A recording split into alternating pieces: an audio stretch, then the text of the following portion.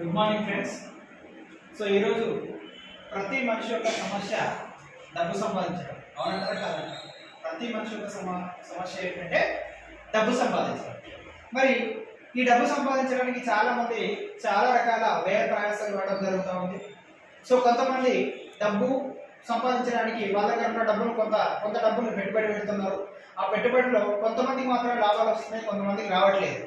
కొంతమంది డబ్బు లేని వాళ్ళు కూడా ఏదైనా ఒక బిజినెస్ చేయాలి, డబ్బు సంపాదించాలనే ఒక ఆలోచనతో ఉంటున్నారు. కానీ ఏ బిజినెస్ చేయాలో చాలా మందికి తెలియట్లేదు. సో ఏం బిజినెస్ చేయాలో తెలియడానికి ముందు మనము ఒక చిన్న కాన్సెప్ట్ డిస్కస్ చేద్దాం. అసలు డబ్బు ఎన్ని విధాలుగా సంపాదించే అవకాశాలు ఉన్నాయి, వాటి ద్వారా మనకు వచ్చే లాభాలు ఏంటి, దాని నుంచి మనం ఏం నేర్చుకుంటాం అనే దాన్ని ఒక చిన్న వీడియో ద్వారా మీకు తెలియజేయాలనుకున్న మిత్రులారా, ఒకసారి మొత్తం వీడియో కూడా స్కిప్ కాకుండా చూసే ప్రయత్నం చేయండి. ఒక 5 minutes నేను దీని గురించి డిస్కస్ చేస్తాను. Right, thank you very much all of you. So ఈరోజు మనము డబ్బును ప్రపంచంలోనే డబ్బును నాలుగు రకాలుగా మాత్రమే డబ్బు సంపాదించవచ్చు. ప్రపంచంలో ఏం చేసినా కూడా 4 రకాలు మాత్రమే డబ్బు సంపాదించవచ్చు. అది ఏంటంటే ఇక్కడ మీకు క్లారిఫికేషన్ ఇస్తా. ఒకటి ఎంప్లాయ్మెంట్ సిస్టమ్, ఇంకోటి సెల్ఫ్ ఎంప్లాయ్మెంట్ సిస్టమ్, రెండవది బిజినెస్ సిస్టమ్, నాలుగవది ఇన్వెస్ట్మెంట్ సిస్టమ్ అని ఈ 4 రకాలు మాత్రం మనము డబ్బు సంపాదించే మార్గాలు ఉన్నాయి. ఇంకేమైనా ఉంటే మీరు చెప్పచ్చు కింద కామెంట్లో.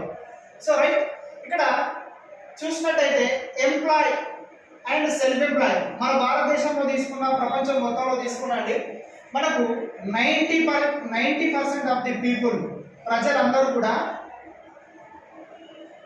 ఎంప్లాయ్మెంట్ సెల్ఫ్ ఎంప్లాయ్మెంట్ సెక్టార్లోనే ఉంటారు. వీళ్ళు సంపాదించే సంపాదన జీవితం మొత్తం కూడా ఓన్లీ 5% ఇన్కమ్ కోసం పనిచేయడం జరుగుతుంది. 5% ఇన్కమ్ కోసం మాత్రమే పనిచేయడం జరుగుతుంది.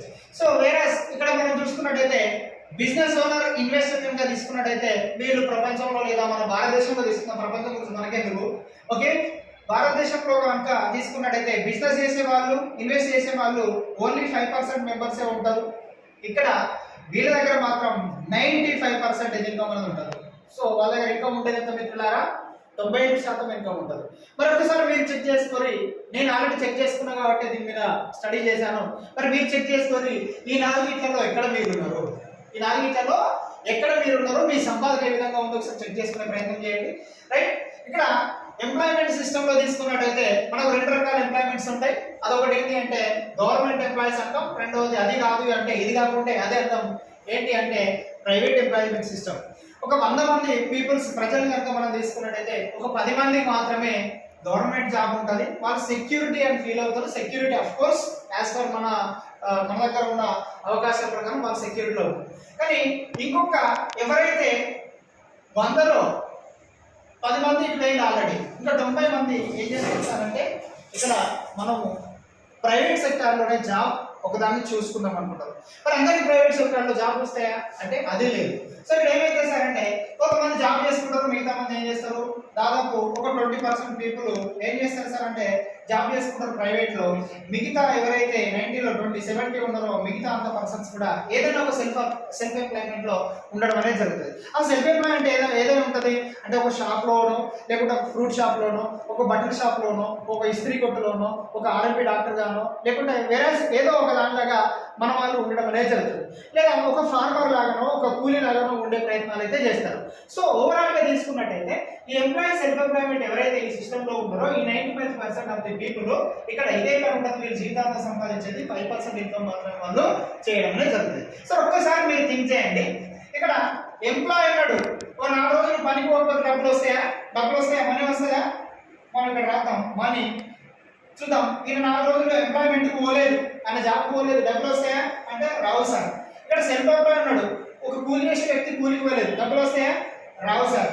ఒకవేళ ఒక షాప్ అతను ఉన్నాడు, షాప్ తీయలేదు, డబ్బులు వస్తాయా? రావు సార్. మరి ఒక ఆర్ఎంపీ డాక్టర్ ఉన్నాడు, బ్యాగ్ పట్టుకొని పోలేదు, డబ్బులు వస్తాయా? రావు సార్. ఒక్కసారి మీరు ఆలోచించండి, ఈ ఎంప్లాయ్ అండ్ సెల్ఫ్ ఎంప్లాయ్ సిస్టంలో ఎవరైతే ఉన్నామో మనము బ్రతికి ఉంటే డబ్బు రాదు సార్, బ్రతికి ఉండి పని చేస్తే డబ్బు వస్తుంది. ఇది వాస్తవంగా కాదు, ఒకసారి చెక్ చేసుకోండి. మరి ఒకరోజు వీళ్ళు 4 రోజులు పనికి వెళ్ళారు, ఈ 4 రోజులు షాప్ తీయలేదంటే వీళ్ళు చచ్చిపోయినట్ట కాదు, బ్రతికున్నారు కానీ ఇక్కడ డబ్బు రాలేదు. సో ఇక్కడ ఏమైంది, ఇక్కడ ఎంప్లాయీ సెల్ఫ్ ఎంప్లాయ్మెంట్ ఏం చేస్తున్నారు సార్ అంటే డబ్బు కోసం పనిచేస్తున్నారు. Simple as that. ఒకసారి చూద్దాం. బిజినెస్ ఓనర్ చూద్దాం. ఈ బిజినెస్ ఓనర్ లో తీసుకున్నట్టయితే మనం ఆల్రెడీ మాట్లాడడం 5% పీపుల్ ఉన్నారని అన్నాం. సో వీళ్ళ దగ్గర ఇన్కమ్, వీళ్ళు ఇక్కడ సంపాదించాలంతా కూడా ఏం చేస్తారు, ఇక్కడ ఇన్వెస్ట్ చేస్తారు. ఈ ఇన్వెస్ట్ చేసిన డబ్బులన్నీ కూడా మళ్ళీ ఏం చేస్తారు అంటే వీళ్ళు 95% తోని చేసుకోవడం జరుగుతుంది.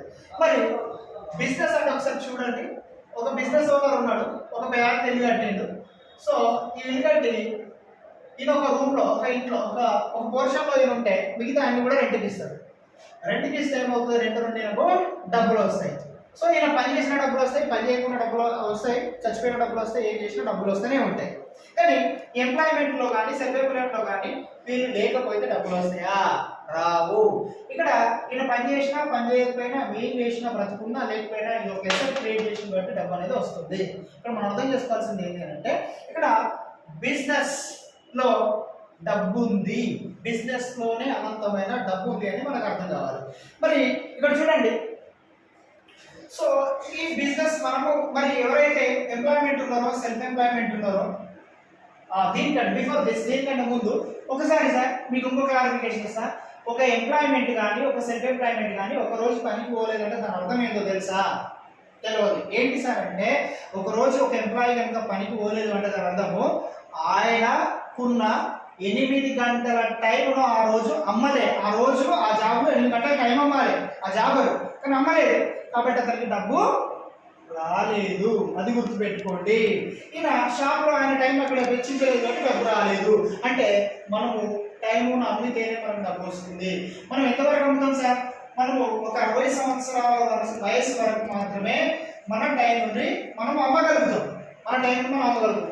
60 సంవత్సరాల తర్వాత మన దగ్గర అమ్మడానికి టైం ఉంటుందా? ఉండదు. అందుకే 60 సంవత్సరాల తర్వాత మనకు డబ్బు రావడం కష్టమైంది. మరి 60 సంవత్సరాల తర్వాత మన లైఫ్ ఉంటుందా అంటే ఖచ్చితంగా ఉంటుందని చెప్పచ్చు కదా.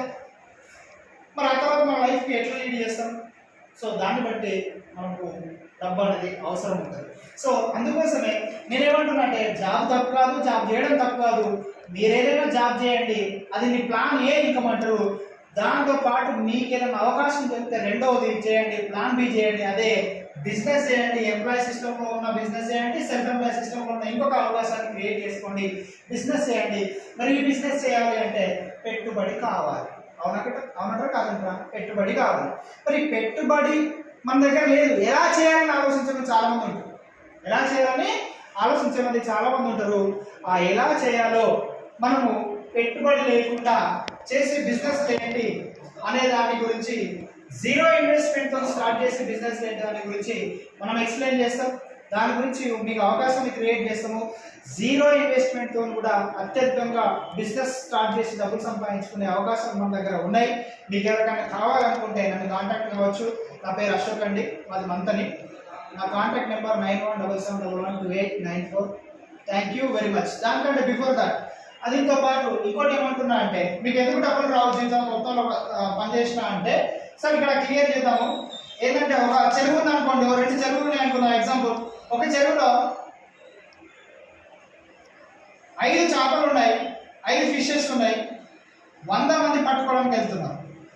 ఒక చెరువులో 5 చేపలు మాత్రమే ఉన్నాయి, 100 మంది పట్టుకోవడానికి వెళ్తున్నారు.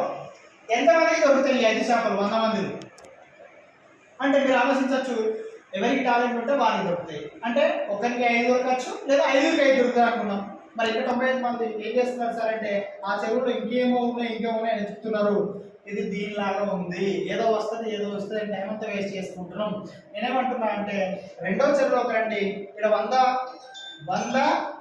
చేపలు ఉన్నాయి, 5గురు మాత్రమే పట్టుకోవడానికి వెళ్తున్నారు. ఎంతమందికి ఏం దొరుకుతాయి సార్?